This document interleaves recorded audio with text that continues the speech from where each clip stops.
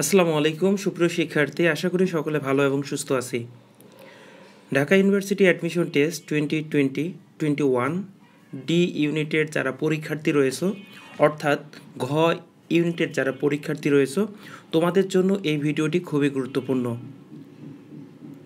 আজকের এই ভিডিওতে আমি যে বিষয়গুলো আলোচনা করব: 1. রেজাল্ট পাওয়ার পর তোমার করণীয় কী কী। 2. সাবজেক্ট চয়েস দেওয়ার সময় যে বিষয়ে খেয়াল রাখতে হবে। 3. সাবজেক্ট চয়েস সিকোয়েন্স তৈরির কৌশল। 4. কোন বিষয় পেতে হলে ন্যূনতম কত মার্ক পেতে হবে, অর্থাৎ বিভিন্ন যে শর্তগুলো রয়েছে সেই শর্তগুলো। 5 নম্বর হচ্ছে বিভিন্ন কোটার শিক্ষার্থীদের কি করণীয়। 6 নম্বর হচ্ছে বিভাগ ভিত্তিক মোট আসন, অর্থাৎ সায়েন্স, আর্টস, কমার্স প্রত্যেকটার জন্য আলাদা আলাদা কতগুলো আসন রয়েছে। 7 নম্বর হচ্ছে ভর্তির সময় কোন কোন কাগজ লাগবে। 8 নম্বর হচ্ছে 5 নম্বর কত। এছাড়াও অন্যান্য প্রশ্নগুলোর উত্তর এই ভিডিওতে আশা করি প্রত্যেকটা বিষয় তুলে আনবো ইনশাআল্লাহ। তুমি যদি এই চ্যানেলে নতুন হয়ে থাকো তাহলে অবশ্যই চ্যানেলটি সাবস্ক্রাইব করে পাশে থাকা বেল আইকনটি প্রেস করে রাখো। আর যদি অলরেডি সাবস্ক্রাইব করে থাকো, থ্যাংক ইউ সো মাচ। আশা করি ভিডিওটি শুরু থেকে শেষ পর্যন্ত দেখলে তোমার ঘ ইউনিট সম্পর্কে রেজাল্টের পর তোমার যা যা করা উচিত সবগুলো বিষয় সুন্দর মতো বুঝতে পারবে। তাই ভিডিওটি না টেনে শুরু থেকে শেষ পর্যন্ত দেখো। 1 নম্বর প্রশ্নটি ছিল রেজাল্ট পাওয়ার পর করণীয় কী কী। একজন স্টুডেন্ট হিসাবে তোমার রেজাল্ট পাওয়ার পর তোমাকে যে বিষয়গুলো মনে রাখতে হবে: প্রথমত, তুমি তোমার অনলাইন থেকে রেজাল্টটি বের করার পর তুমি চেক করবা কোন সাবজেক্টে তুমি কত নাম্বার করে পেয়ে। 2 নম্বর বিষয় হচ্ছে তুমি সাবজেক্ট চয়েস কীভাবে তৈরি করব। এরপরে হচ্ছে ভর্তির জন্য যে কাগজপত্রগুলো রয়েছে সেই কাগজপত্রগুলো কিভাবে তুমি মেনটেন করবা এবং কি কি কাগজপত্র লাগবে ইত্যাদি ইত্যাদি। 2 নম্বর বিষয়টি হলো সাবজেক্ট চয়েস দেওয়ার সময় তোমাকে যে বিষয়গুলো খেয়াল রাখতে হবে: 1. যোগ্যতা, 2. প্যাশন, 3. চাকরির বাজার, 4. পরিবারের ইচ্ছা। তোমার যোগ্যতা বলতে কি সেই বিষয়টা সম্পর্কে এখন আমরা আলোচনা করি। ভর্তির যোগ্যতা বা ভর্তির শর্ত এবং বিভাগভিত্তিক আসন সংখ্যা, এই বিষয়গুলো সম্পর্কে এখন আমরা জেনে নেই। 1 নম্বর বিভাগ হচ্ছে অর্থনীতি।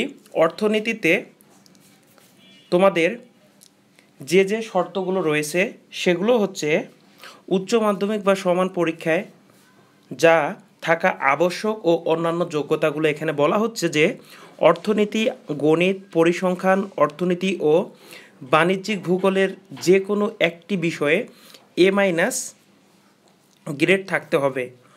অর্থনীতির পরিপূরক হিসেবে ইসলামী অর্থনীতি, গার্হস্থ্য অর্থনীতি গ্রহণযোগ্য হবে না। এছাড়াও GCE এর ক্ষেত্রে অঙ্ক অথবা অর্থনীতিতে B গ্রেড থাকতে হবে।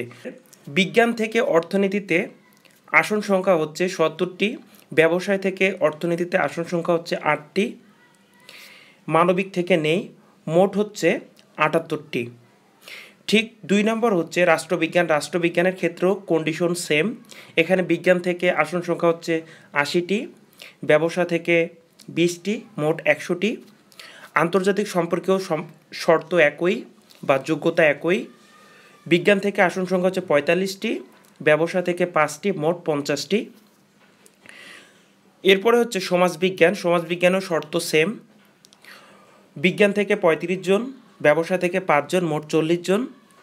এরপর হচ্ছে গণযোগাযোগ ও সাংবাদিকতা। এখানেও শর্ত একই। এখানে বিজ্ঞান থেকে 25 জন এবং ব্যবসা শাখা থেকে 8 জন, মোট 33 জন। লোক প্রশাসনের ক্ষেত্রেও শর্ত একই। এখানে বিজ্ঞান থেকে আসন সংখ্যা হচ্ছে 35টি, ব্যবসায়ে যারা রয়েছে অর্থাৎ কমার্সে তোমাদের এখান থেকে 25 জন, মোট হচ্ছে 60 জন। নৃবিজ্ঞান থেকেও শর্ত একই। এখানে বিজ্ঞান থেকে আসন সংখ্যা হচ্ছে 20টি এবং ব্যবসা থেকে 5টি, মোট 25টি। শান্তি ও সংঘর্ষ অধ্যয়ন, এখানেও শর্ত একই। এখানে বিজ্ঞান থেকে 20 জন, ব্যবসায় থেকে 10 জন, মোট 30 জন। হিউম্যান অ্যান্ড জেন্ডার স্টাডিজ, এখানেও শর্ত একই। এখানে বিজ্ঞান থেকে আসন সংখ্যা হচ্ছে 20টি, ব্যবসায় থেকে 5টি, মোট হচ্ছে 25টি। এরপরে হচ্ছে ডেভেলপমেন্ট স্টাডিজ। এখানে শর্তটা হলো পরিসংখ্যান, অর্থনীতি বা গণিতের যে কোনো একটি বিষয়ে A- গ্রেড থাকতে হবে। উল্লেখ্য যে ইসলামী অর্থনীতি, বাণিজ্যিক অর্থনীতি এবং গার্হস্থ্য অর্থনীতি বিষয়গুলো অর্থনীতির বিকল্প হিসেবে গণ্য হবে না। এটা হলো তোমাদের কন্ডিশন। যদি এই কন্ডিশনে তুমি ফুলফিল করো তাহলে তুমি ডিপ্লোমা ইন স্টাডিজ বিভাগে ভর্তি হতে পারবে। এখানে বিজ্ঞানের জন্য আসন সংখ্যা হচ্ছে 10টি, ব্যবসার জন্য আসন সংখ্যা হচ্ছে 5টি, মোট হচ্ছে 15টি। এরপর হচ্ছে পপুলেশন সায়েন্স, এখানেও শর্ত একই, বিজ্ঞান থেকে আসন 13টি, এখানে কমার্স এবং হিউম্যানিটিস এদের জন্য কোনো আসন নেই, মোট 13টি। এরপর হচ্ছে টেলিভিশন, ফিল্ম অ্যান্ড ফটোগ্রাফি, এখানেও শর্ত সেম, এখানে বিজ্ঞান থেকে আসন সংখ্যা হচ্ছে 15টি এবং ব্যবসা থেকে 5টি, মোট 20টি। ক্রিমিনোলজি, এখানেও শর্ত একই, এখানে বিজ্ঞান থেকে 30টি আসন এবং ব্যবসা থেকে 10টি, মোট 40টি। এরপর হচ্ছে কমিউনিকেশন ডিসঅর্ডার্স, এখানে শর্তটা হলো মাধ্যমিক এবং উচ্চ মাধ্যমিকে জীববিজ্ঞান থাকতে হবে। যদি তোমার এসএসসি এবং এইচএসসিতে জীববিজ্ঞান থাকে তাহলে তুমি কমিউনিকেশন ডিসঅর্ডারে এই বিভাগে ভর্তি হতে পারবে। এখানে বিজ্ঞান থেকে আসন সংখ্যা হচ্ছে মোট 20টি, অন্যান্য শাখায় এগুলো নেই। এরপরে হচ্ছে প্রিন্টিং অ্যান্ড পাবলিকেশন স্টাডিজ, এখানেও শর্ত সেম, তোমার জীববিজ্ঞান থাকতে হবে। বিজ্ঞান থেকে আসন সংখ্যা হচ্ছে 15টি এবং ব্যবসা থেকে 5টি।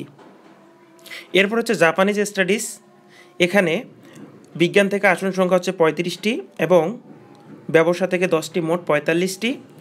এরপর হচ্ছে বাংলা বিষয়ে, বাংলা বিষয়ে যদি পড়তে চাও বা বাংলা বিভাগে যদি পড়তে চাও তাহলে তোমাকে অবশ্যই 200 নম্বরের যে বাংলা রয়েছে, ঠিক আছে, বাংলা প্রথম পত্র, বাংলা দ্বিতীয় পত্র, এইগুলো থেকে তোমাকে এগুলো থাকতে হবে এবং বিজ্ঞান থেকে আসন সংখ্যা হচ্ছে 25টি এবং ব্যবসা থেকে 60টি, মোট 32টি।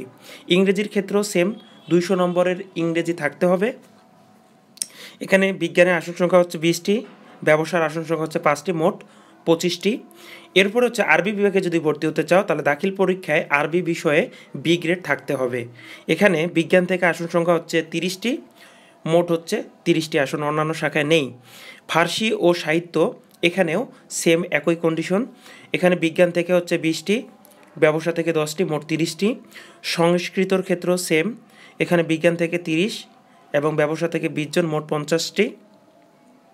এরপর হচ্ছে সংস্কৃত, এখানে বাংলায় A+ গ্রেড থাকতে হবে, এখানে বিজ্ঞান থেকে 20টি এবং ব্যবসা থেকে 10টি, মোট 30টি। পালি ও বুদ্ধিস্ট স্টাডিজ, এখানে বাংলায় A গ্রেড থাকতে হবে, এখানে বিজ্ঞান থেকে আসন সংখ্যা হচ্ছে 18টি এবং ব্যবসা থেকে 12টি, মোট 30টি।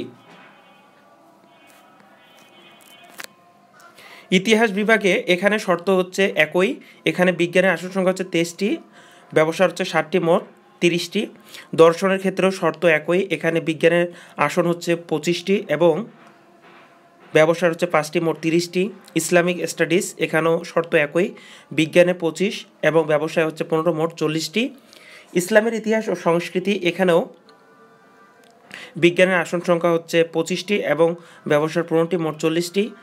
তথ্যবিজ্ঞান ও গ্রন্থাগার ব্যবস্থাপনা, এখানে শর্ত একই, বিজ্ঞানের আসন সংখ্যা হচ্ছে 15টি, ব্যবসার হচ্ছে আসন সংখ্যা 5টি, মোট 20টি। এরপরে হচ্ছে থিয়েটার অ্যান্ড পারফরমেন্স স্টাডিজ, এখানে ভর্তি পরীক্ষায় উত্তীর্ণ হওয়ার পর প্রার্থীদের নির্বাচনী বোর্ডের সামনে পারদর্শিতা প্রমাণ করতে হবে। এখানে বিজ্ঞান থেকে আসন সংখ্যা হচ্ছে 60টি এবং ব্যবসা থেকে 3টি, মোট 10টি। এরপরে হচ্ছে আমাদের সঙ্গীত বিভাগের ক্ষেত্রে শর্ত হলো প্রার্থীকে ভর্তি পরীক্ষা ছাড়াও 50 নম্বরের মৌখিক এবং ব্যবহারিক পরীক্ষার ন্যূনতম 25 নম্বর পেতে হবে। সঙ্গীত বিষয়ে আইমিউস পরীক্ষায় উত্তীর্ণ প্রার্থী এবং যন্ত্রসঙ্গীত বিষয়ে পড়তে আগ্রহী প্রার্থীকেও ভর্তির জন্য অগ্রাধিকার দেওয়া হবে। এখানে বিজ্ঞান থেকে আসন সংখ্যা হচ্ছে 20টি এবং ব্যবসা থেকে 10টি, মোট 30টি। এরপরে হচ্ছে নৃত্যকলা, এখানে শর্তটা হলো ভর্তি পরীক্ষায় উত্তীর্ণ হওয়ার পর 50 নম্বরের মৌখিক পরীক্ষায় উত্তীর্ণ হতে হবে। বিজ্ঞান থেকে আসন হচ্ছে 10টি এবং ব্যবসা থেকে 10টি, মোট হচ্ছে 20টি। এরপরে হচ্ছে ভাষা বিজ্ঞান, এখানে যে বিষয়গুলো তোমার যোগ্যতা, একটু আগে যেটা আলোচনা করছি সেম একই বিষয়, অর্থাৎ যোগ্যতাগুলো। এখানে বিজ্ঞানের আসন সংখ্যা হচ্ছে 20টি, ব্যবসায় হচ্ছে 15টি, মোট হচ্ছে 35টি। বিশ্বধর্ম ও সংস্কৃতি এখানে শর্ত একই। বিজ্ঞানে হচ্ছে আসন সংখ্যা হচ্ছে 35টি, ব্যবসায় হচ্ছে 5টি, মোট 40টি। এরপরে হচ্ছে management, accounting and information systems, marketing, finance, banking and insurance, management information systems, international business, tourism and hospitality management, organisation strategy and leadership. এখানে মানবিক শাখায় যারা রয়েছে তোমাদের 200 নম্বরের অর্থনীতি থাকতে হবে এইচএসসিতে। বিজ্ঞানের ক্ষেত্রেও গণিতে 200 নম্বরের এই বিষয়গুলো থাকতে হবে। এরপর হচ্ছে মাদ্রাসা বোর্ড যারা রয়েছে 200 নম্বরের অর্থনীতির মধ্যে 100 নম্বরের ইসলামিক অর্থনীতি এটা থাকতে হবে। এখানে বলে রাখি ম্যানেজমেন্টের ক্ষেত্রে বিজ্ঞানের আসন সংখ্যা হচ্ছে বিজ্ঞান থেকে 10 আর মানবিক থেকে 5, মোট 15। এরপরে হচ্ছে অ্যাকাউন্টিং অ্যান্ড ইনফরমেশন সিস্টেম, এখানে বিজ্ঞান থেকে আসন হচ্ছে 10টি, মানবিক থেকে 5টি, মোট 15টি। এরপর মার্কেটিং থেকে বিজ্ঞানের আসন সংখ্যা 10টি, মানবিকে 5টি, মোট 15টি। ফিন্যান্সে বিজ্ঞানের আসন সংখ্যা 10টি, মার্কেটিংয়ে মানবিকে 5টি, মোট 15টি। এরপর হচ্ছে ব্যাংকিং অ্যান্ড ইন্স্যুরেন্স, এখানে বিজ্ঞানের থেকে আসন সংখ্যা হচ্ছে 5টি, মানবিক থেকে 2টি, মোট 60টি।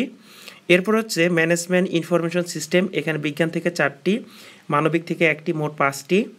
এরপর হচ্ছে ইন্টারন্যাশনাল বিজনেস, এখানে বিজ্ঞান থেকে 4টি এবং মানবিক থেকে 2টি, মোট 6টি।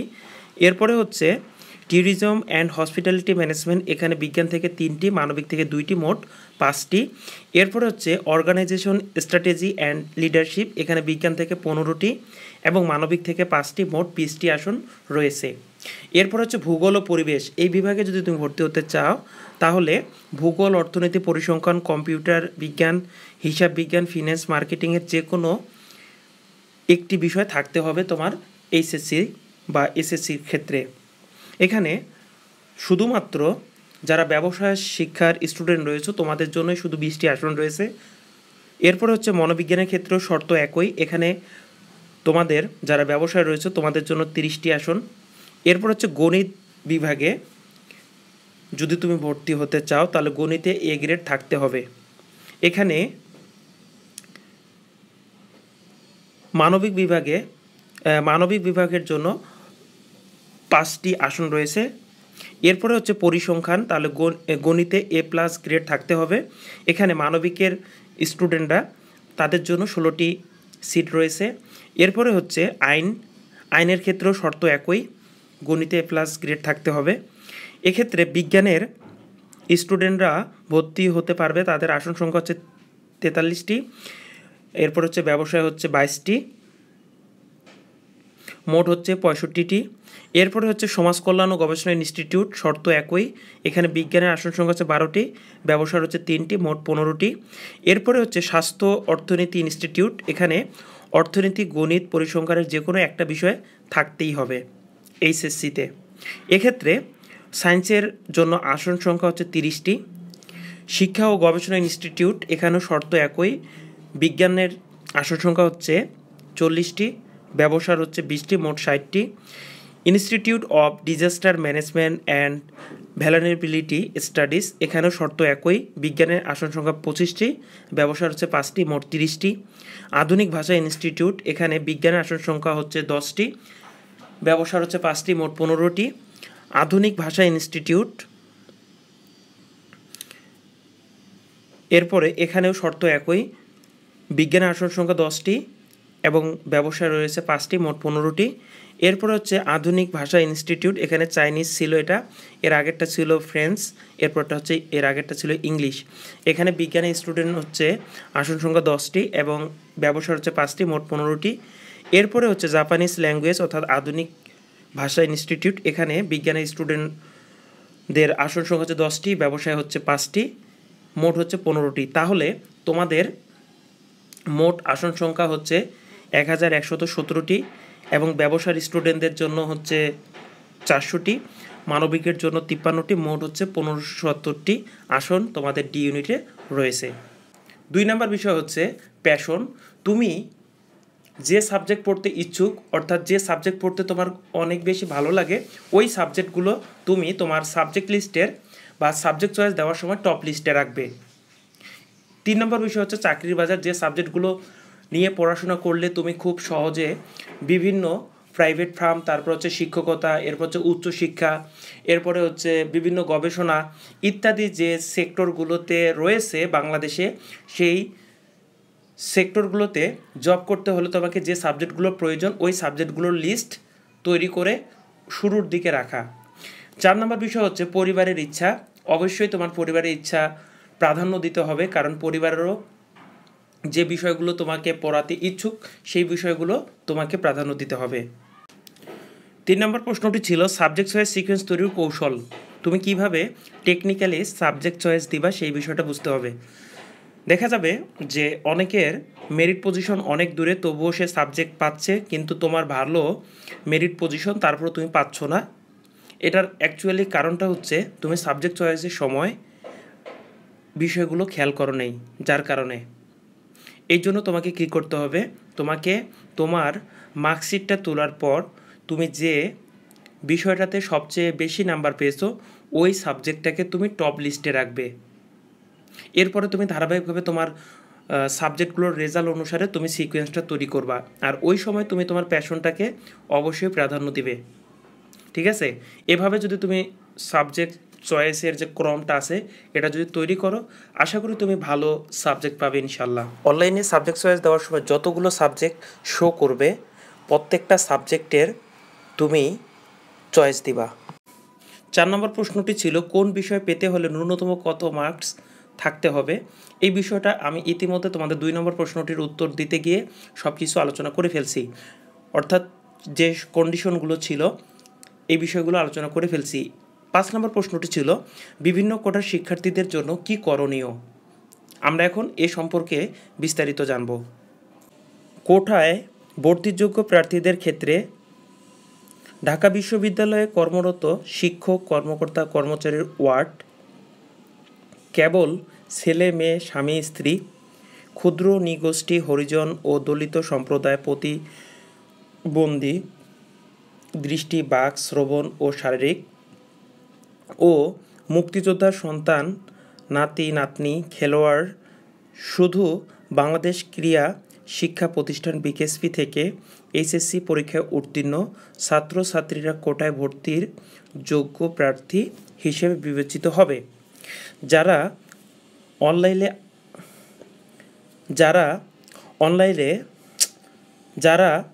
অনলাইনে আবেদন করার সময় কোটায় টিক দিবে এবং ভর্তি পরীক্ষায় উত্তীর্ণ হবে, কেবল তারাই ভর্তি পরীক্ষার প্রবেশপত্র প্রদর্শনপূর্বক ফলাফল প্রকাশের 7 দিনের মধ্যে ঘ ইউনিট অফিস থেকে নির্ধারিত কোটার ফর্ম সংগ্রহ করে আবেদন করতে পারবে।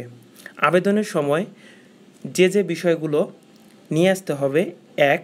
প্রত্যয়নপত্র বা সনদপত্র দাখিল করতে হবে। আবেদনের নিয়মাবলী ফলাফল প্রকাশের পর অনলাইনে নোটিশের মাধ্যমে তা জানিয়ে দেওয়া হবে। এখন তোমাদের কি কি কাগজপত্র লাগবে সে বিষয়গুলো একটু ক্লিয়ার করি। 1. ওয়ার্ড কোটার ক্ষেত্রে ঢাকা বিশ্ববিদ্যালয়ের সংশ্লিষ্ট অফিস প্রধানের প্রত্যয়নপত্র। 2. ক্ষুদ্র নৃগোষ্ঠী কোটার ক্ষেত্রে স্ব ক্ষুদ্র নৃগোষ্ঠী প্রধান বা জেলা প্রশাসন এর সনদপত্রের সত্যায়িত ফটোকপি। 3 নম্বর হচ্ছে হরিজন ও দলিত সম্প্রদায় কোটার ক্ষেত্রে হরিজন ও দলিত সম্প্রদায় সংগঠন প্রধানের সনদপত্র। 4 নম্বর হচ্ছে প্রতিবন্ধী কোটার দৃষ্টি, বাক, শ্রবণ ও শারীরিক এদের ক্ষেত্রে সনদপত্র। 5 নম্বর হচ্ছে মুক্তিযোদ্ধার সন্তান, নাতি নাতনি কোটার ক্ষেত্রে মুক্তিযুদ্ধ বিষয়ক মন্ত্রণালয় কর্তৃক ইস্যুকৃত সনদপত্র অথবা 1997 সন থেকে 2001 সন পর্যন্ত বাংলাদেশ মুক্তিযোদ্ধা সংসদের অধীনে তৎকালীন মাননীয় প্রধানমন্ত্রী কর্তৃক প্রতি স্বাক্ষরিত মুক্তিযোদ্ধার সনদপত্র। এগুলো তোমাদেরকে অবশ্যই কালেক্ট করতে হবে এবং এগুলো তোমাকে জমা দিতেই হবে। 6 নম্বর প্রশ্নটি হলো বিভাগভিত্তিক মোট আসন, অর্থাৎ সায়েন্স, হিউম্যানিটিস, কমার্স এদের জন্য আলাদা আলাদা আসন হচ্ছে। যারা বিজ্ঞান বিভাগে রয়েছে তোমাদের জন্য ঘ ইউনিটে মোট আসন হচ্ছে 1117টি। যারা হিউম্যানিটিস বা মানবিক বিভাগে রয়েছে তোমাদের জন্য 53টি। আর যারা কমার্সে বা ব্যবসা শিক্ষায় রয়েছে তাদের জন্য 400টি।